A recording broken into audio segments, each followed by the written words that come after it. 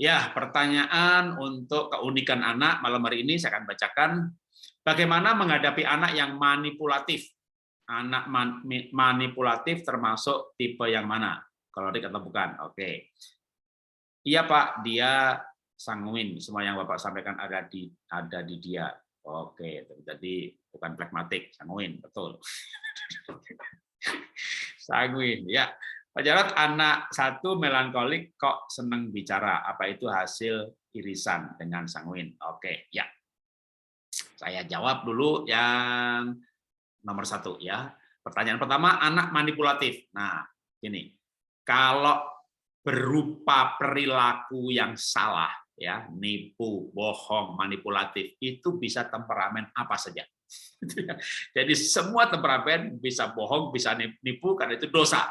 Jadi perilaku yang berupa kesalahan itu bisa mana saja. Jadi kalau soal manipulatif ya itu bisa yang mana saja. Nah, kalau manipulatif udah mulai menipu, bohong, memanipulasi, mengakali, itu kelicikan. Nah, ini gini. Tadi temperamen dasar itu juga sebenarnya sama dengan DISC. Kalau menggunakan istilah DISC lebih enak sebenarnya bagi saya nyebutnya ya. Itu kecenderungan perilaku. Di mana orang perilakunya cenderung ceria. Ya, melankolik, cenderung perasaan. Jadi misalnya orang bapaknya atau mertuanya masuk ICU, dokter angkat tangan, peluang sembuh kecil gitu.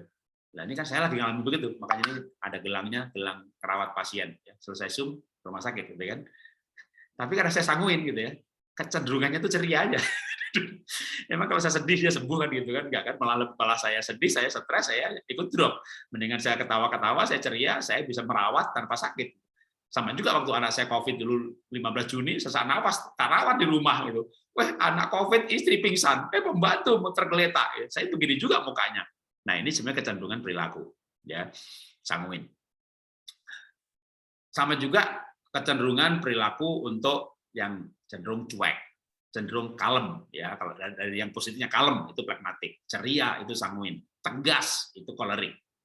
Apa benarnya? Ya, seharusnya bagaimana itu kolerik. Ya sudahlah, yang gampang aja itu sanguin. Ya, yang ya ikut aja lah itu pragmatik. Ya kalau mau makan kemana nih? Oh aku punya ide, makan ke sana itu sanguin ya. Kita ke jalan, jangan ganti lagi, ganti ide lagi. Kalau pragmatik ditanya mau makan kemana? Ya ikut aja lah. Dia nggak banyak ide dia ikut aja gitu ya. Kalau melankolik yang penting bersih, yang penting sehat gitu ya. Kalau sanguin yang penting enak gitu, makan enak. Pragmatik, waduh ini karbohidratnya berapa ini? Ini berapa ini? Ini ada sitosannya ini.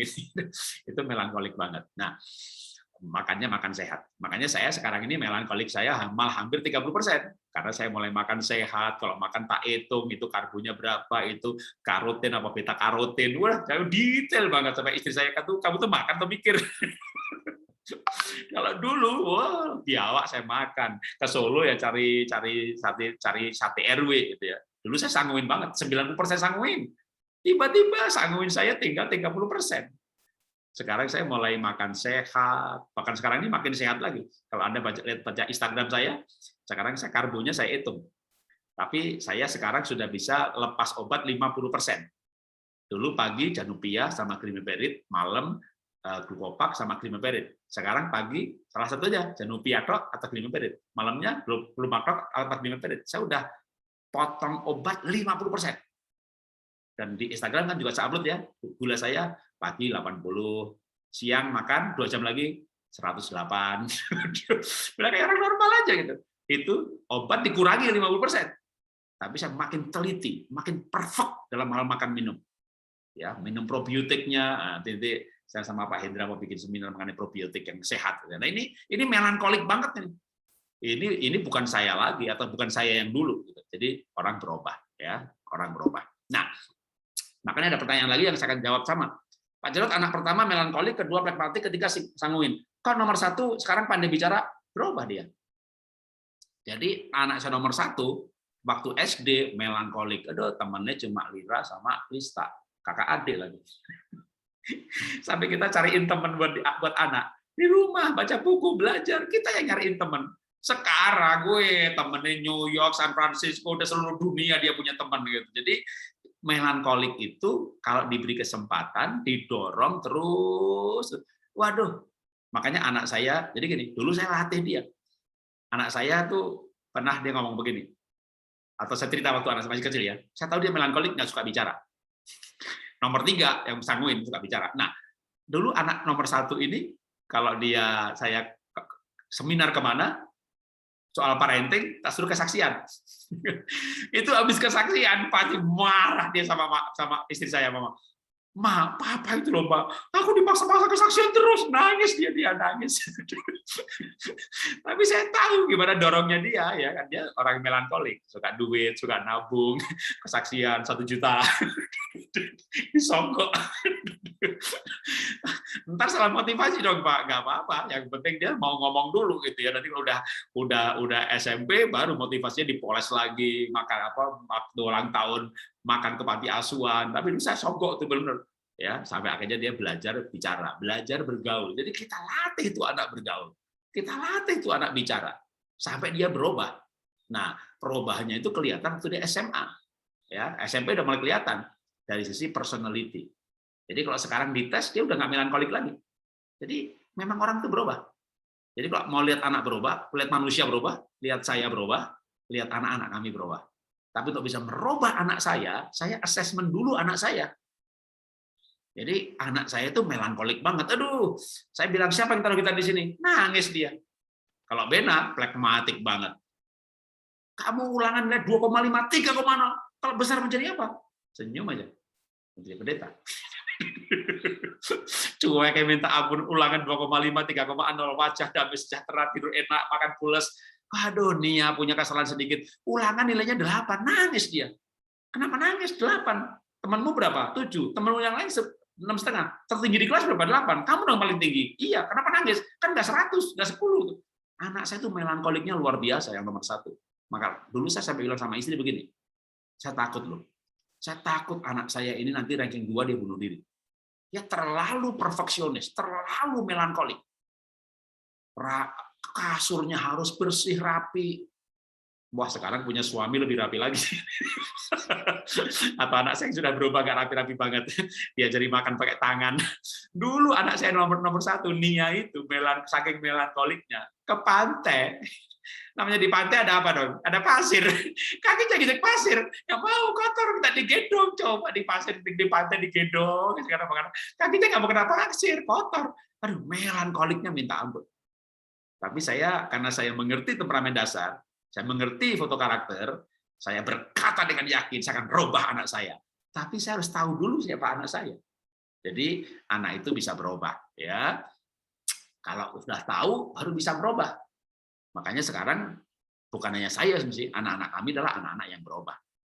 Walaupun ciri utamanya masih muncul, kayak saya sebenarnya melankoliknya nggak banget, masih muncul telitinya dalam gambar muncul, dalam buku muncul. Tapi dalam pelajaran seperti ini saya masih kurang teliti kalau dibanding anak saya, dia bikin makalah itu rapi banget, gitu ya. Tapi dia sudah mulai jadi sanguin juga muncul, bukan sanguin sebenarnya sih. Jadi dia masih kalau dites itu masih pakai personality, masih INFP. Jadi dia masih introvert. Ya. Anak saya itu nomor 1 itu sekarang jadi pembicara, tapi dia masih dites personality sampai hari ini itu bukan ekstrovert tapi introvert. Ya kayak Bill Gates itu juga introvert. Introvert bukan berarti nggak suka tampil ya, beda ya.